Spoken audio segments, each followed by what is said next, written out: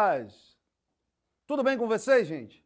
Então, para quem não me conhece, eu me chamo Patrick Ricardo e sou professor de Química e nessa nossa aula faremos uma abordagem do estudo físico dos gases.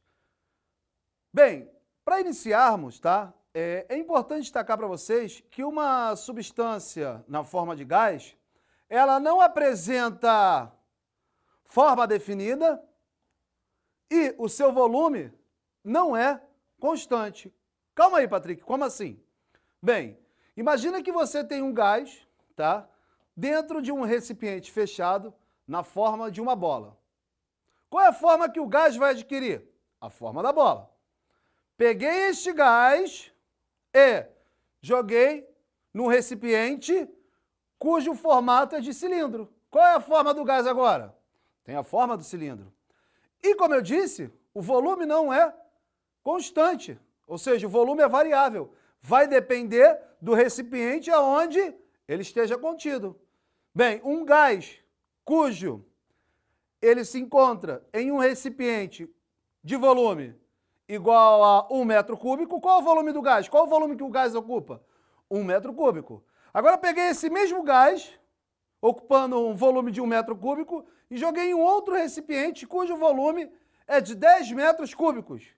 Qual é o volume, tá, que o gás vai apresentar? O volume de 10 metros cúbicos. Por quê? Porque o gás ele tem bastante mobilidade, beleza? As moléculas elas têm muita mobilidade, então elas tendem a ocupar todo o espaço disponível. Bem, para essa aula eu vou fazer uma abordagem basicamente das variáveis de estado de um gás. Primeiro, volume. O volume corresponde ao espaço ocupado por um gás, beleza? Bem, no Sistema Internacional de Medidas, o volume é dado em metro cúbico. 1 metro cúbico corresponde a 1000 litros, não esqueça disso. 1 litro corresponde a 1000 mililitros. 1 litro corresponde também a 1000 centímetros cúbicos, tá?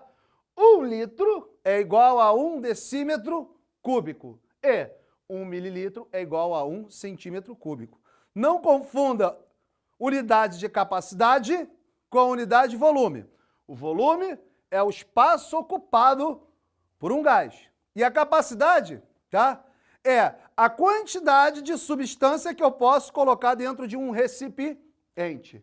Vamos lá. A segunda variável é a pressão, beleza? O que é a pressão? É a força por unidade de área. Bem, imagina aqui que eu tenho uma tampa. Aplico uma força sobre essa tampa, sobre essa área.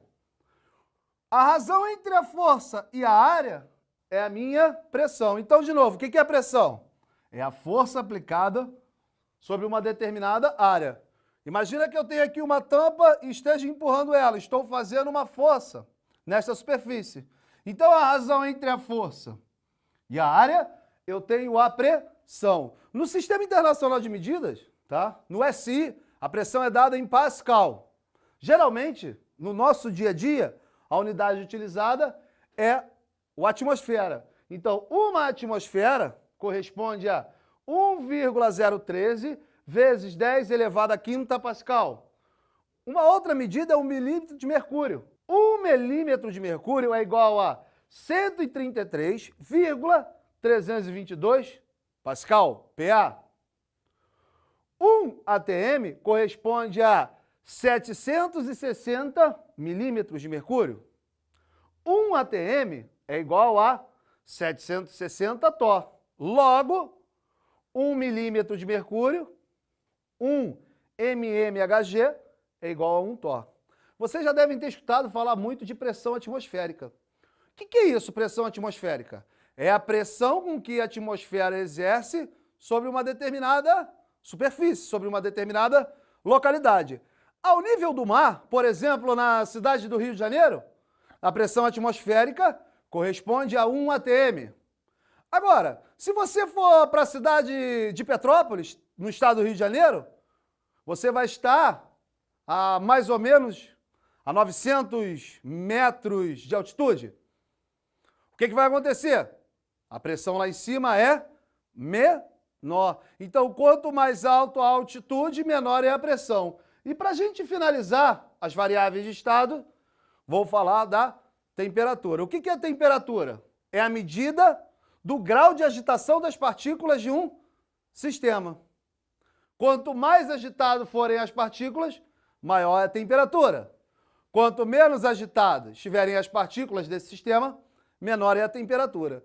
No Sistema Internacional de Medida, tá?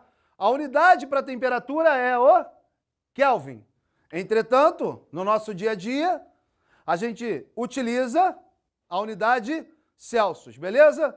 Bem, para a água, a temperatura de fusão dela em Celsius é igual a 0 graus Celsius. Na escala Kelvin, 273 kelvins. E a temperatura de ebulição da água na escala Celsius é igual a 100 graus Celsius. Ou seja, a água passa do estado líquido para o estado gasoso a 100 graus Celsius. Já lá na escala Kelvin, corresponde a 373 graus Celsius. E uma outra coisa que eu queria te lembrar é a relação, é a conversão de kelvins para Celsius, ou de Celsius para kelvins.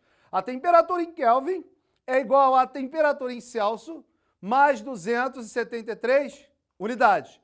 Bem, galera, para finalizarmos essa aula, na qual fizemos uma abordagem do estudo físico dos gases, para ser mais preciso, falei para vocês das variáveis de estado, mencionamos o volume, a pressão e, por fim, a temperatura. Muito obrigado pela sua atenção, espero ter ajudado a todos. Um fortíssimo abraço e um beijo no seu coração. E ó, tira uma foto aí desse quadro. Tchau, tchau, gente!